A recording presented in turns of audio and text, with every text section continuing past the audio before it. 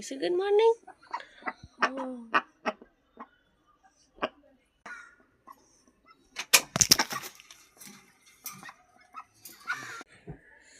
Listen up and good morning. Happy Sunday.